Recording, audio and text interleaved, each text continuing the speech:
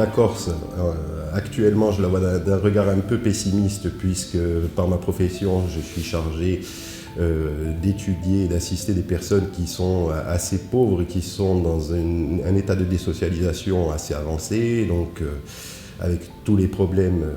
actuels, c'est-à-dire la drogue, les séparations et tout ce qui s'ensuit. Un constat peut-être un petit peu sévère, puisque je pense que tout ce qui est de la problématique claniste, la problématique clientéliste, etc., persiste encore de nouveau et de nos jours, malgré les récentes évolutions au niveau politique. Oui, la Corse a des atouts. Alors les atouts, ce sont essentiellement, pour ma part, des atouts en termes d'environnement, en termes de paysage. Il y a aussi des atouts humains, puisque la Corse, étant une île, il y a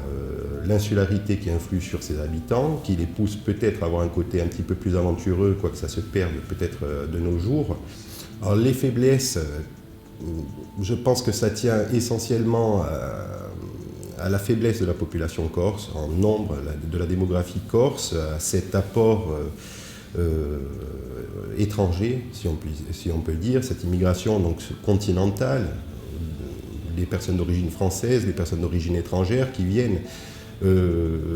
apporter leur culture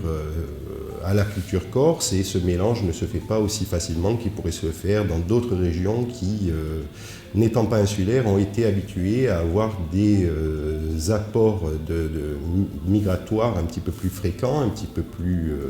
constants, tandis que la Corse, ça ne fait que quelques décennies. Ça confronte la société corse à quelque chose à laquelle elle n'était pas préparée. L'apport migratoire, oui, ça peut devenir un atout, évidemment, puisque, à mon sens, comme je l'ai dit, c'est la démographie de la Corse qui fait que le développement n'est pas celui qu'il devrait être. Effectivement, d'être confronté à des populations qui ne sont pas natifs du territoire, ça peut permettre de développer aussi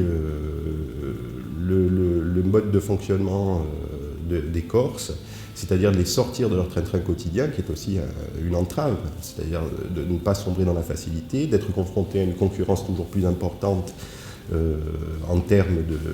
de métier. Alors je suis très optimiste pour la Corse, contrairement à ce que l'on pourrait penser, parce que je pense que la population corse, donc peut-être est-ce l'effet de ce flux migratoire, de cette concurrence accrue, la population a bien pris conscience qu'il fallait que ça avance, qu'il fallait que ça change, donc on pouvait